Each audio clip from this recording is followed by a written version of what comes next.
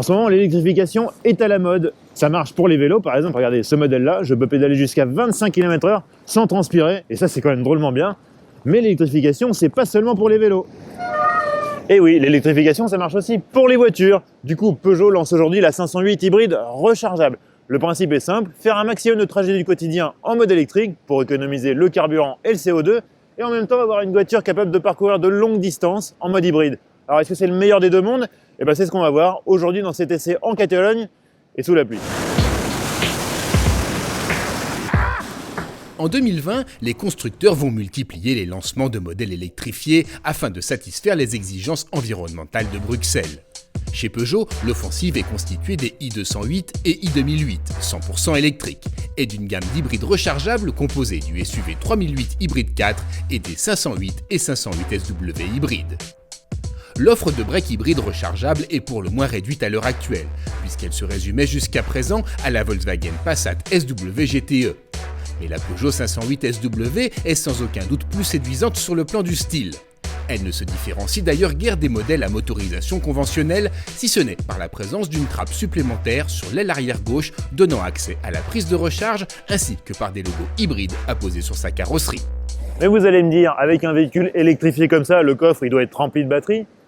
Eh ben non, même pas, il fait 530 décimètres cubes, c'est-à-dire exactement le même volume que les versions thermiques. Alors du coup, elles sont où ces batteries? Peut-être par là. Et ben en fait, les batteries, elles sont ici, sous la banquette arrière. Du coup, on ne perd pas en habitabilité. Le seul compromis, c'est le réservoir qui perd une petite vingtaine de litres.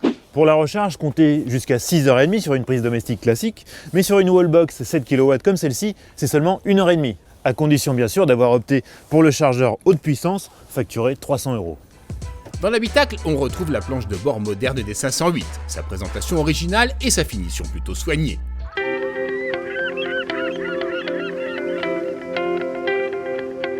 Sur le plan technique, la 508 SW hybride associe un 1,6 litre PureTech de 180 chevaux à un moteur électrique de 110 chevaux logé dans la boîte automatique à 8 rapports, l'ensemble développant 225 chevaux.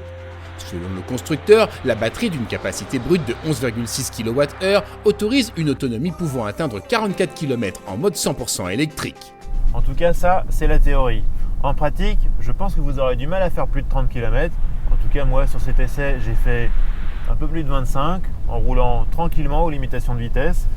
Il faut dire ce qui est, cette voiture elle est aussi assez lourde, plus d'une tonne 7, donc forcément ça a un impact sur l'autonomie. Accessoirement, ça pèse aussi sur les performances. On a beau avoir 225 chevaux, c'est clairement pas une sportive. En revanche, l'ensemble moteur, boîte, moteur électrique est très doux et plutôt silencieux.